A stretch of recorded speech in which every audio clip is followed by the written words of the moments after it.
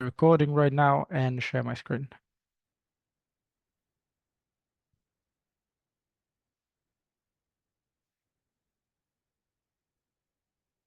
So, when it comes to greenhouse gas accounting, Exact is one of the main tools that you may know about for agri-food systems investments. And so today, what we're going to very quickly do is to introduce the context in which it was developed, its current use, and how the latest version of it, so the application that has been released in October 2024, looks like. Then we'll also have enough space for a Q&A session at a later stage. Just for your information, today I'm joined by several of my team members, and I would like to start by highlighting the fact that the work that we do in Exact is a work or of a full team. You can see it here, and everyone is participating in the development and dissemination on the use of the tool. So going back to the main scope of our session today, what I wanted to start from is what Exact is. And what Exact is a public good, a tool that serves the purpose of analyzing and assessing the environmental externalities of agri-food systems interventions. How does it do it? Well, it is an online application and it measures, for the moment, greenhouse gas emissions and greenhouse gas mitigation from policies, from investments, and from projects that are implemented all across the agri-food system value chain. It is applicable at any scale, at any stage of implementation of a project or a policy, and is mostly based on the IPCC guidelines for national greenhouse gas inventories. The tool can be accessed at the link that I have here and that my colleagues will be sharing in the chat. Also, for your information, if you want to ask questions, feel free to use the chat at any point. We will be picking them up at the end of the session. And feel free also to ask questions in French or Spanish, as we have also colleagues that can answer in these languages.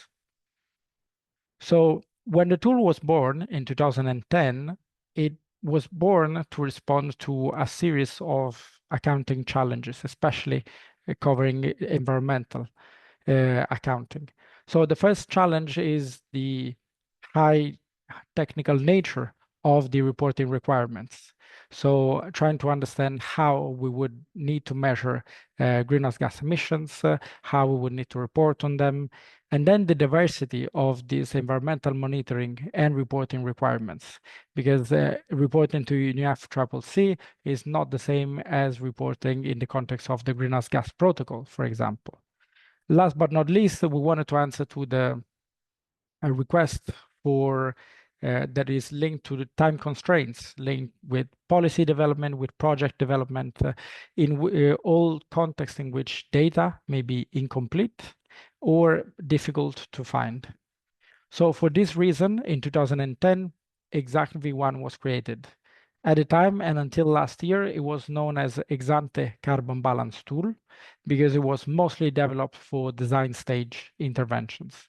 But then it subsequently developed into something more complex. Why? Because users wanted to also cover, for example, value chain emissions and socioeconomic impacts. And then starting 2019, we also had a strong request for integrating biodiversity impacts, and we have created the BINTAC tool, that is another Excel tool that can support the assessment of species abundance in a determined geographical context. In 2020, we also updated Exact to its latest Excel version because we incorporated the 2019 refinement of the IPCC guidelines for national greenhouse gas inventories. And just last year, in October, we have released the application of Exact. That is what we're going to look into today. So the journey has been pretty long, 15 years in the making. And what this meant is that right now we have a series of users that are applying the tool and that we have built capacity with so that they could quantify their environmental externalities with a focus on climate, of course. So since our last release in October 2024, we have now 3,500 registered users to the online application, with around 1,000 using the application every month. And we have assessed more than 300 projects all around the globe, training countries, more than 40 countries actually. This is needs to be slightly updated, but more than 40 countries, the latest of which have been, for your information, Bolivia, Paraguay, and Peru. So the tool is used all across the globe. And why is this? Because the tool, with such a long history and such diversity of teams working on it across the years. Of course, I haven't been the one collaborating on the birth of the tool, but I have picked it up, has been able to become a reliable and recognized methodology for the assessment of agri-food system greenhouse gas fluxes. So the tool is currently recommended by several between MDBs and IFIs, and applied in the context of project appraisals by IFAD. The World Bank applies Exacta for the assessment of all of their agricultural projects, and we also support requests for financing in the context of GEF funding, GCF funding, on top of supporting colleagues, of course, in FAO with the use of the tool. So going to the practicalities, what does the tool cover? As I've mentioned, we cover emissions all across the agri-food system.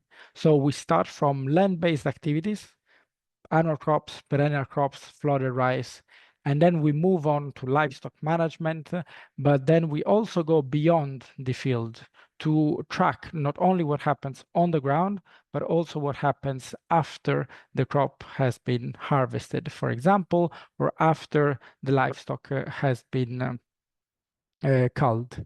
So what we cover on top of the emissions strictly linked to AFOLU, for example, we cover storage, packaging, transport, and processing emissions. We cover the use of inputs, agrochemicals, and then we cover energy requirements that are linked to fuel use, so mostly fossil fuels, but also renewable, and to the energy use for irrigation. So how do we do that? With a very straightforward logic. Basically, by using Exacta, you are using a complex calculator.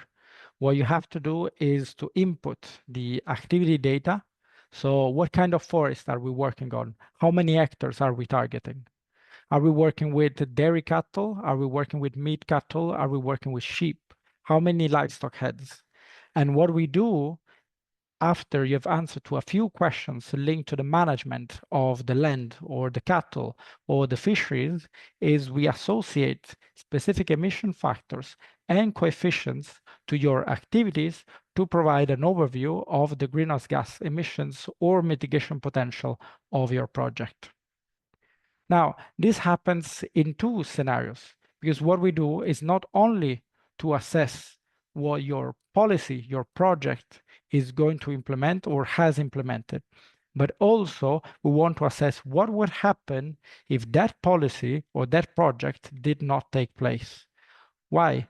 Because we need to take into consideration that the benefit that we are generating may not just be an improvement starting from the initial situation, but it may be an even better improvement if the alternative scenario would be, like in this case, for example, the additional use of fertilizer.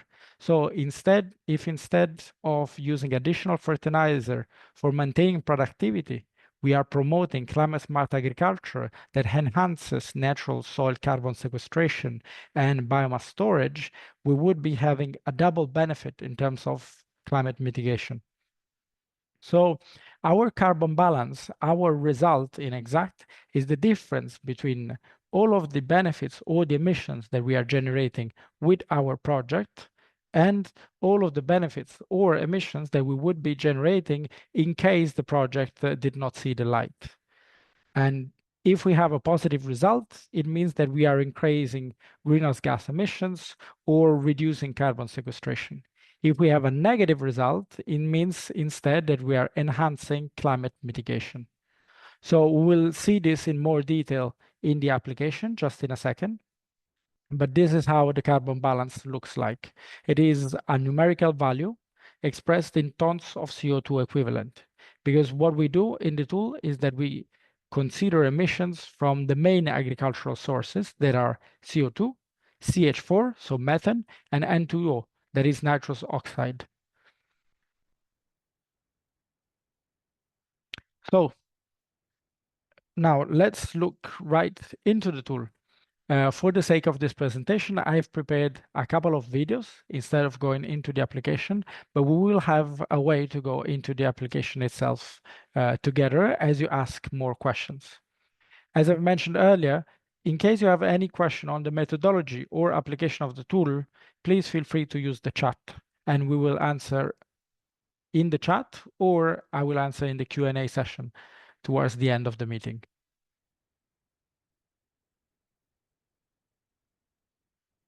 So now let's look at how the tool looks like in practice.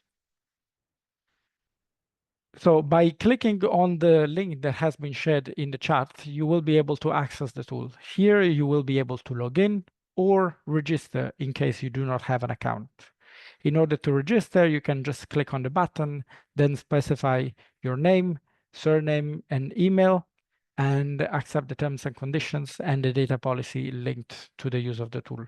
After you're done that, you will receive a confirmation email. And with that confirmation email, you will be able to access the tool. In my case, I already have an account, so it's more straightforward to me to just log in. And once you log in, you will be brought to what is called the project page or the home page. Here you see the list of your ongoing projects with their location, their last update, and the date of creation, and you will be able to start a new project. Here, you will also be able to download the latest Excel versions of the Exact suite of tools, starting from the latest Exact that can be used offline since our application is an online application. Then the Exact carbon balance tool for value chains that is covering socio-economic and environmental impacts of investments in the value chain, and for which we have developed a section for the environmental impacts in the new Exact app, and the biodiversity tool that is targeting biodiversity impacts and that is currently being integrating in Exact as we speak and will be ready for release by the end of the year. So once you have created projects, you will be able to also perform a series of activities related to their management. You will always be able to duplicate a project. You will be able to remove yourself from a project. Let's say that you're analyzing a project with an external client, and after the assessment is done, you no longer need to visualize it. In this case, you can remove it from your list of projects. In case instead the project is yours, you can directly decide to delete it. It will always be possible to edit a project, and then it is also possible to finalize a project in case you no longer want to have changes on it. One last element that is also useful is the editing, so the use of tags. If you add tags to the projects according to whatever you deem more relevant, you will be able to filter projects according to these tags, so that once you have more than 10 projects, for example, it will be easier to find them. Now, as I was mentioning earlier, there is a possibility to finalize projects in Exact. When do we finalize projects? When an exact assessment has been completed and we no longer want to have any change in the activities that are included in it or in the carbon balance that is included in it. Why do I say carbon balance? I say carbon balance because with the release of the application, the biggest benefit of moving online has also been the fact that we can update the application as we speak. So we no longer need to release a new version of an Excel file, and you don't need to check online for a new version to be available, but we will constantly be updating and improving the application throughout the year. So the moment that you finalize an assessment, in case you want to make sure that the carbon balance that you have obtained remains stable and no further change is applied, you can finalize it. So once a project is finalized, you will see it in a dedicated section on the tool, and you will be able to access it, see its results, but you will not be able to change it anymore. So this concludes the description of the homepage. And from here, what we need to do right now is we can start a new project and then assess a project, assess an activity, and see how the application looks like in practice. So once we decide to start a new project, we will be brought to a page that has two main sections. On the left-hand side, there will be the project description. On the right-hand side, there will be a geospatial component of the tool. That is the project map. In this section, as in other sections, only the data inputs that are marked by an asterisk, as you can see here under project title, under country, under climate and moisture, only these sections need to be filled. The other ones are only for information or to perform additional analysis of greenhouse gases in case you have more information. Otherwise, what suffices to do to start a project is to determine a project title and then specify the country where the project is taking shape, the climate, the moisture regime, and the type of soil. And then we will also need to determine the duration of the project in order to understand for how long we perform a greenhouse gas assessment. Before we do that, however, we want to show also one of the main updates that we had by having an application. That is the fact that to determine the climate, moisture, and soil type, you can use the map. So what you can do is you can go to the map, you can define the project area of your interest, and then from the map itself, you can launch what we call a climate identifier analysis. As you can see on the map, I'm defining my project area by setting the boundaries of my interest, and then launching an analysis that specifies the precipitation, the mean annual temperature, the mean evapotranspiration, and the elevation of the area that I'm looking into.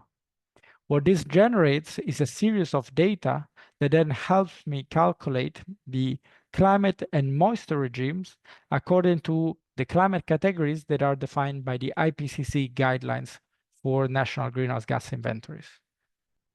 So here you can see that I've obtained the data, and I've also obtained other data that I can use in the context of my assessment in order to have more information. First thing I can do is I can copy the type of climate and moisture in the tool. When it comes to soil type instead of using one of the main broad categories that we have there, which you can always also use, we can directly take the data that we obtain from the map that specifies the amount of soil organic carbon, so the amount of carbon that is stored in 1 hectare of land in the context of our project.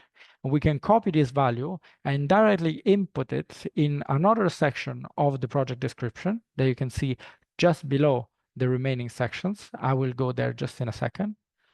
And we can then refine the amount, the tons of carbon that we have in 1 hectare of land in the context of our project with the data that we directly get from the map.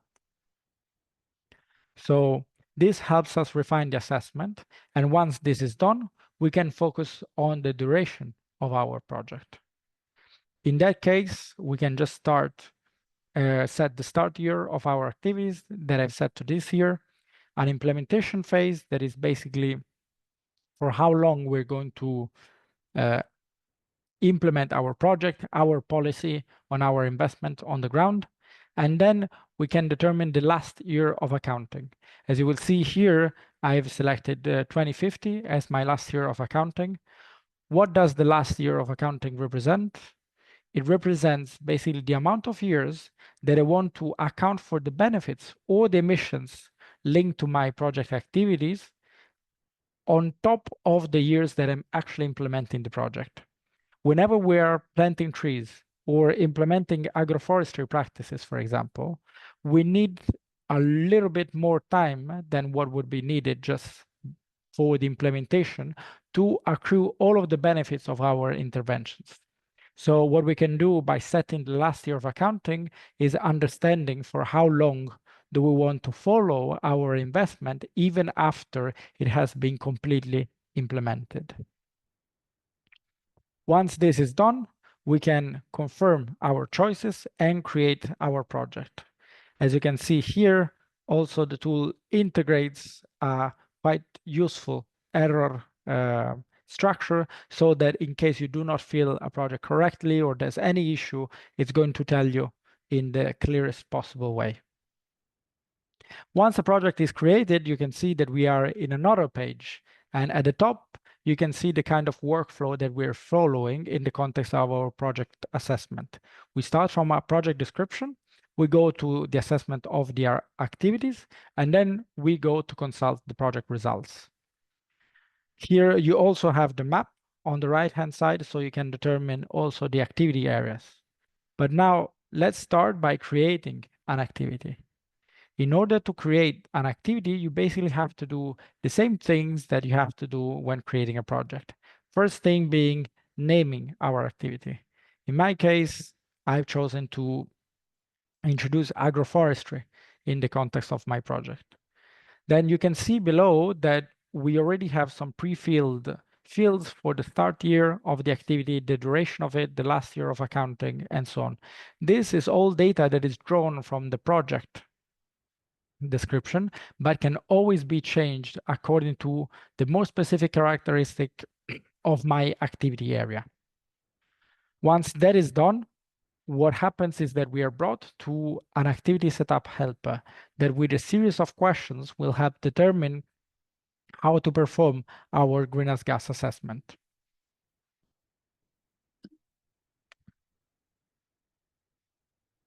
The first question that we receive is what does the activity plan to do? So what is the main focus of our activity? In my case, it's the installation of perennial cropland and agroforestry. Then I have a second question that is whether the activity is happening on organic soil. If we do not know what organic soil is or what a perennial cropland is, we can always go to a dedicated section of the tool that is called definitions. In this tab, you will see what each module of the tool or in different parts of the tool, what every request for data implies from the point of view of its definitions. So what is a type of forest? What is tillage? What is a certain level of carbon inputs? And then you can choose whether this corresponds to what you want to express in the context of your project, activity, or investment. So after having answered to this question, we can answer the question on how many hectares we are targeting in terms of the activity and what is the land use prior to the installation of my agroforestry system in this case.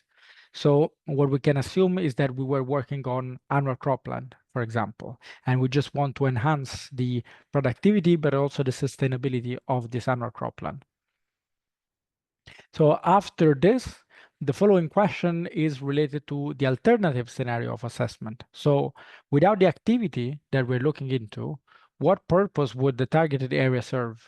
So this annual cropland, would it remain annual cropland?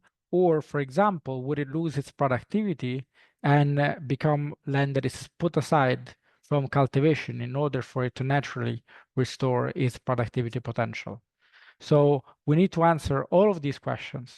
And after all of these questions are answered, we're just brought to the last two sections of the tool that are asking about what happens outside of our cropland and land management specifically. So are we using any fertilizer? Are we using any energy for example, machinery emissions? Are we using energy for irrigation? And then what happens after harvest?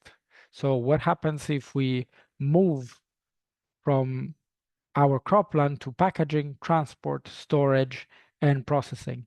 What are the emissions that are linked to this?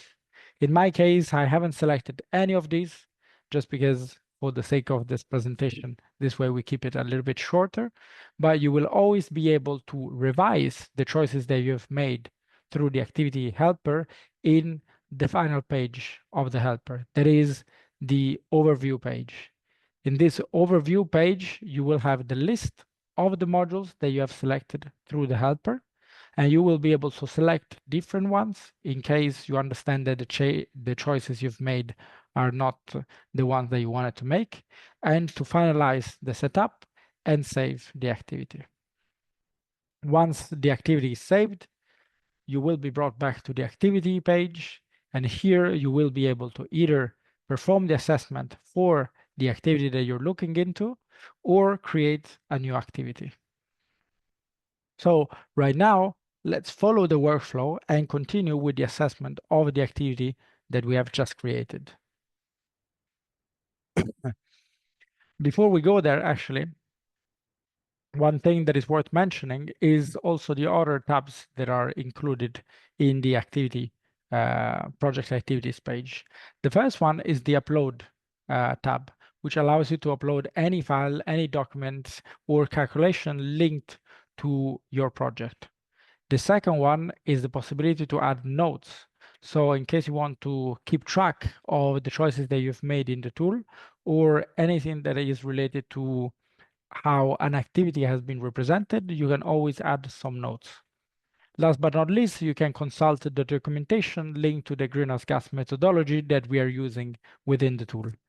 We're also now developing user guidance, and I've seen that Marco has shared basically the list of videos that in each module illustrates how an exact assessment is developed. So now we can go to the performance of the precise activity. Once we go to the performance of the precise activity, you can see at the top of the page that we have a workflow. My activity is introduction of agroforestry, and then what I can see is that I have annual cropland, land use change, perennial cropland, activity complete. What this means is that I'm assessing a situation in which I'm moving from the original annual cropland to the final agroforestry system. And to do this, I will have to fill different modules, starting from the annual cropland module, representing what is happening at the beginning of my investment. So here you can see that the module is divided in two main parts as well. There is a part on the left in which we are asked for some data and information. And there is a part on the right that basically will showcase as we go along what these inputs from our side mean in terms of climate change mitigation. So for the inputs on the left-hand side, you can see that all of the inputs are structured in a start, without, and with project situation. This is because we analyze, as I've mentioned, what happens at the beginning of the project, what happens thanks to our project, and what happens in the absence of our project. So here you can see that I'm making some specific choices related to the management of cropland, but each module has its own dedicated inputs. And as I was mentioning before, only the sections that are marked with an asterisk need to be filled. The others, as you will see below, like the yield, will not need to be filled for us to obtain a result in terms of carbon balance. So you can see also that in our situation, we have the three options. So the start, without, and with situation, but the with situation is grayed out. The with situation is grayed out because what the tool does is to consider the fact that at the beginning, we will have annual croplands, but then with my project, I will no longer have annual croplands. So the tool will not ask me information about dead land under the annual cropland module. It will ask me for the information on dead land management in the final land use module, so the agroforestry module. So this with an idea of basically having our full workflow that can explain what happens in each project activity, and then allowing you for each section of the activity to define the different scenarios that make up the final carbon balance of the activity.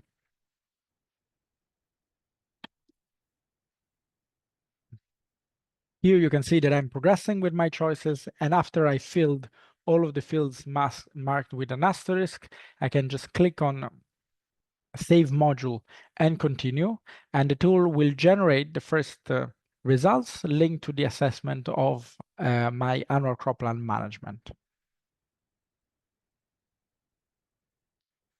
Once we've done this, you can see here that results are presented as greenhouse gas fluxes split according to the main fluxes that we cover. So CO2, methane, nitrous oxide, and all of the other greenhouse gases. So since we're talking about the installation of agroforestry, what we need to do here is also consider emissions linked to land use change.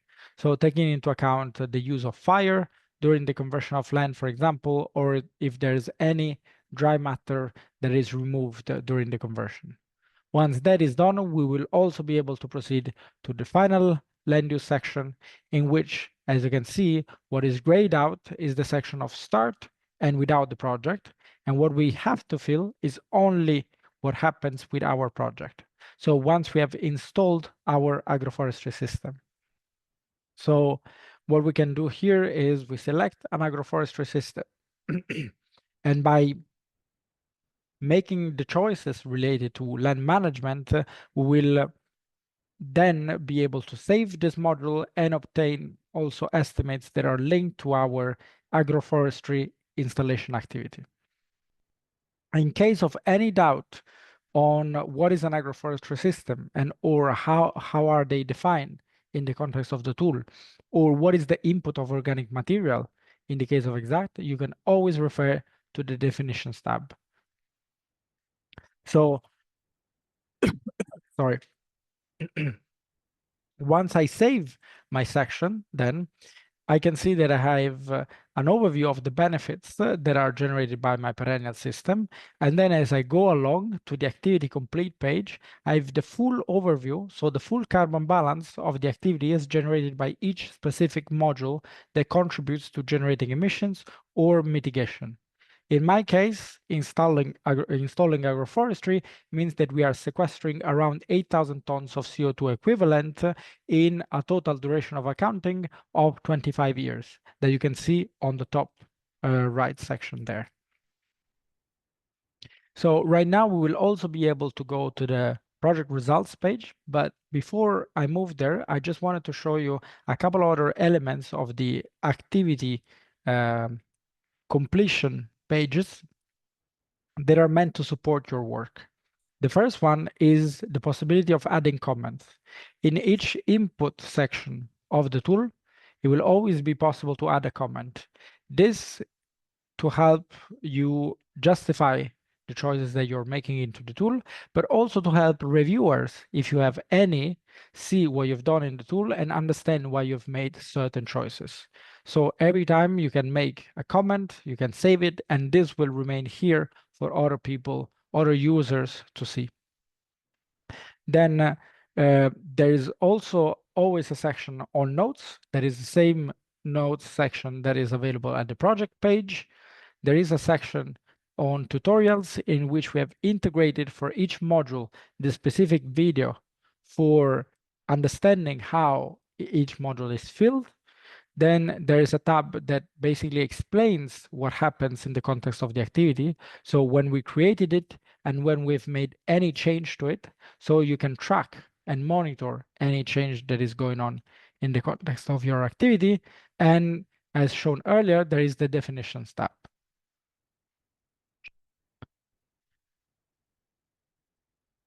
So all of this helps you perform a complete greenhouse gas assessment. Once this complete greenhouse gas assessment is done, and you can see here that there is another section on tier 2, you will be able to consult final results. But the tier 2 section is also something that is worth mentioning. So by clicking on the tier 2 section here, you will access a new frame of the tool in which you can see directly the coefficients and the emission factors that are used for the calculation of greenhouse gas fluxes in the context of your project. Whenever you have more precise data on what is happening in your project, you can use this information in order to have more precise results. In my case, I'm changing, for example, the land use factor from a 0.72 to 0.8. And you can see here that this will generate a change in my carbon balance for perennial cropland. This carbon balance in CO2 fluxes is currently 8,900 tons of CO2 equivalent, but if I specify a tier 2 factor and I save the project again, my total carbon balance from this activity will be updated according to, of course, the value that I specify. In this case, it's going to have a higher mitigation potential. So once everything is done, all of the information is incorporated into the tool, we can go and consult the results. In order to do this, we can go to the project results page, and here you will see that we have a recap of the project activity. So the country, the duration of the activities, the climate that we have selected, and then we have our final carbon balance. We also have greenhouse gas fluxes for each activity, but in my case, I've created a project with just one activity. And then we have the carbon balance for each specific greenhouse gas that is targeted for the with, the without project situation, and the difference between the two, that is the carbon balance. Last but not least, in terms of greenhouse gas emissions, we have the carbon balance by year and greenhouse gas. And here you can see the yearly split of the benefits that our activity generates. Specifically in this case, since we are installing an agroforestry system, we can see that we have a progressive growth of the biomass that reaches a maximum, after which we have a progressive reduction in the growth pace. So this is very useful for monitoring and reporting in the context of GCF projects, for example, but also if you want to track what happens in the context of your project every year. So after that, we have also a section of the carbon balance split by greenhouse gas and a section on mitigation costs. So whenever you have data on the cost of implementing a specific activity, you can input it into the activity description, and what we will provide is the cost effectiveness of this activity. So how much does it cost to mitigate 1 ton of CO2 equivalent through this activity and through the different activities that you are implementing? So another section that is useful to have here is the project comparison page. So what we have integrated in the online application is the possibility of comparing the same project to itself with different activities or different projects among them. What this allows you to do is to analyze how different activities or the same activity in different contexts can generate very different results in terms of climate change mitigation potential. So this at design stage, for example, to understand what activities are the most convenient from the point of view of climate change, can be quite useful to have an immediate snapshot and show immediately to your clients how implementing certain activities rather than other can mitigate climate change more effectively. So last but not least, in the project result page, we also have the possibility of downloading a narrative and an Excel report. I will show how they look like just in a second, but basically the idea of both reports is to have the most disaggregated idea possible of what the project is targeting and what emissions are generated. So right now, I will get out of my video and just show you how these look like. This is the narrative report. So the narrative report basically summarizes project information when you have downloaded the project, what the project name is, and what its main characteristics are. And then it provides an overview of the total carbon balance, as well as information on what activities are generating this carbon balance and what is the main methodology that has brought to this value. So here you have an overview of the activity that is generating the carbon balance and where this carbon balance is coming from. And then at the bottom, you have a methodological overview of the exact tool. The aim of this narrative report is to basically provide you with something that you can directly use to report to financing institutions in order to tell them, I've performed a greenhouse gas assessment. These are the results. This is the reliable methodology that I've used for this, and obtain the funding that you're seeking or potential additional funding. And when it comes to the Excel report instead, what the Excel report does is to provide a full split of your carbon balance result according to the enhanced transparency framework. That is the requirement of the UNFCCC for reporting on greenhouse gases at the international level. So for each activity, and here it's again just one activity, what we do is we provide a split for what happens in each of the modules that you have in the tool. And so you can follow the changes in the biomass, you can follow the changes in the soil, the sequestration, or the emissions that are linked to every change for every year of assessment. On top of this, you will be able to have data on the choices that you have operated into the tool. So even when you're working offline and you need to showcase the results of your activity, you will be able to say, yes, I've performed these changes, a change from annual cropland to perennial cropland with the project. I have made these choices of tillage and organic input, for example, and you will be able to bring this conversation forward even without being connected to the web. So this on my side concludes the presentation that I wanted to give about the tool. So what I would do right now is go back to you and ask you a few questions about what improvements you would foresee on the tool, what integrations we may have in the future. So we're going to launch a very small poll with 3 main questions, and we would really appreciate your inputs on this. So the first question is whether you know of any database, any other application that you may be using, or any other tool that we can try to join forces with in order to further improve Exact in the future. The second one is, we thought of this meeting as the potential first meeting of a series of meetings on the tool in order to disseminate it further, in order to allow you to learn about how to use it. And so what we'd like to know from you is what kind of interactive modality you would prefer to exchange knowledge on greenhouse gas accounting and specifically on Exact. We're thinking about a community of practice on LinkedIn or through a forum platform, to regular meetings, to a user manual that we're actually preparing, and to case studies that are directly documenting the use of the tool. The last question is whether we can improve our work, in your opinion, in any other way.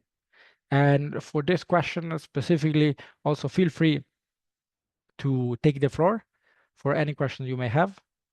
So in case you have any burning question and you have not put them in the chat, feel free to raise your hand and I'll be happy to give you the floor.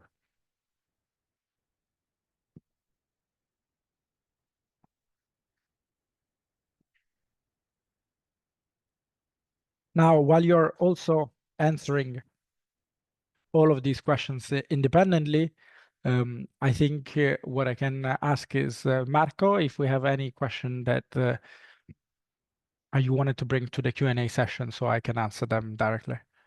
Yes, thank you, Lorenzo, for the presentation. There are some questions that were in the chat that I think would be good for you to take. There were some from Jose Montes Claros. I hope I'm pronouncing that well. And he has 2 questions. And the first one is, how are tier 1 emissions reductions derived by the tool? Does it account for different agroclimatic environments? And what is the highest resolution for geospatial data? maybe you can assess which parts you have already answered in the presentation and then elaborate from there. Yeah, sorry, can you repeat the first part of the Sure. question? How are tier 1 emissions reductions derived by the tool, and does it account for different agroclimatic Okay, yeah. environments? So tier one data is directly derived from the IPCC guidelines for national greenhouse gas inventories.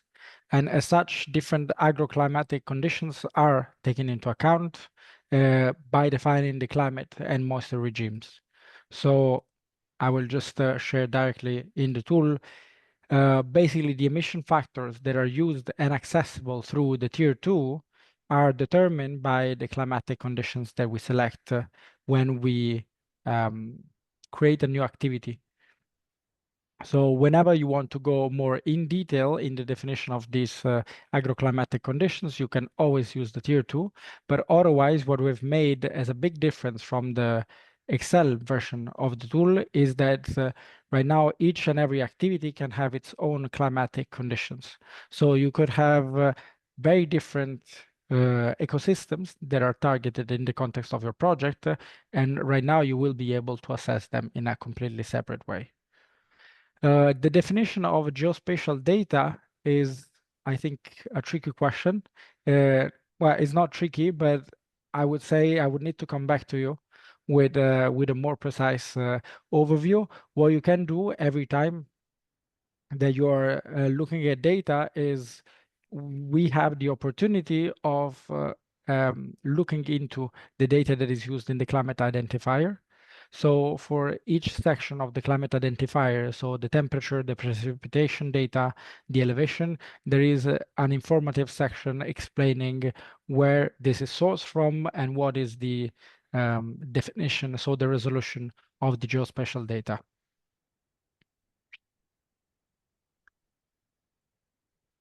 Would you like me to continue? Yes, Sure. thanks. Okay. The second question from Jose was if the tool can be used for verification purposes and if there is a standardized process in place for this.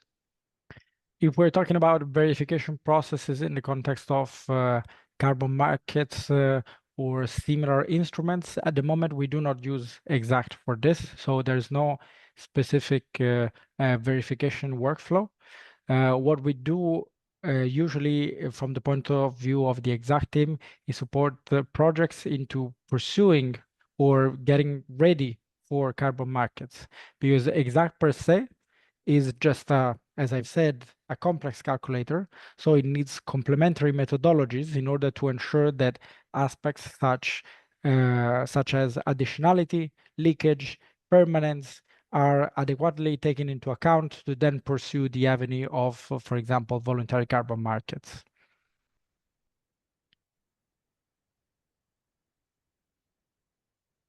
All right, thank you, Lorenzo. And then I saw one question by Suya Al-Kamar, and they would like to know if possibly the tool could be improved with AI. Yes, we are looking into this. So the idea would be to have in the tool in order to facilitate even more the independent use of it, because we would like users to be fully independent in its application, uh, to have interactive training sections in which you can click on question marks and you can have direct guidance on how to fill each section of the tool. For the rest, at the moment, we are not integrating AI. So this is mostly, I would say, at the moment on our wish list, but it will take some time.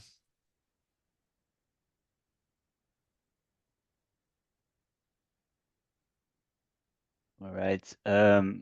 Well, we still have a couple of minutes, so if anyone has questions, I encourage them to either speak up during the microphone or put an extra question in the chat. Let me see.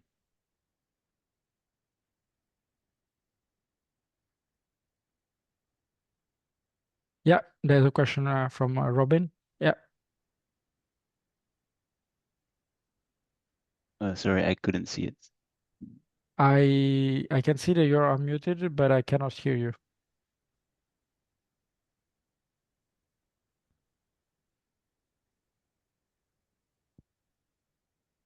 apologize. Can you hear me now? Yes.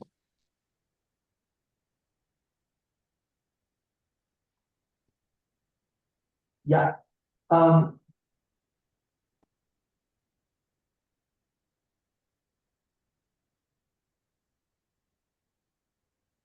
I cannot hear you anymore. Sorry. Oh, sorry.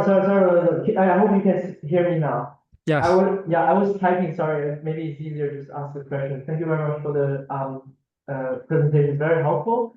Could you please share a little bit more insight about the demand side measure from the FAO sector? For example, reducing food loss and weight or shift to healthy diets. There's a growing evidence in the IPCC as identified as a great potential mitigation option. But when we try to engage with national, for example, NDC 2.0, there's always a problem how we quantify or do this such accounting, which is very difficult. If there's any insight you would like to share, thank you very much. Yeah, sorry. I think I've understood. So please correct me if I'm wrong because I haven't fully heard, but how the tool can support national accounting. Yes, national accounting and also the demand side measure. Okay, demand side measure. Yeah, Okay, yeah, yes, thanks. Okay, thanks a lot. Clear now. So for food loss and waste, normally what we do is we haven't integrated a full methodology in the tool because we are, what I would say is lacking at the moment something that is reliable enough for us to provide to users in the first place. So what we do is we estimate food loss and waste emissions normally by integrating dedicated emission factors in the context of specific investments or policy proposals for example, emissions that are linked to waste management, and then estimating additional emissions that may be linked to the additional need for land when we have a higher ratio of food loss during production. So if to produce 100 tons of grains for the market, we need 200 hectares of land instead of 150. Of course, this will have an impact in terms of greenhouse gas emissions. So this is what we can perform in the context of the tool. We are also looking into voluntary carbon markets methodologies for food loss and waste in order to understand if we could use emission factors and methodologies to then improve the tool this way. But I would say that this is mostly what, in terms of demand side management, I think we're mostly doing ad hoc basis support. Thanks. I also see a question from Jose on an API. Yes, we do have it. I'm not sure if it's fully available right now. It's almost released. It is already there. What we are just trying to work on is the legal aspects of making the API available externally. But otherwise, we're working with an eye to interactivity between tools and integration in the long term.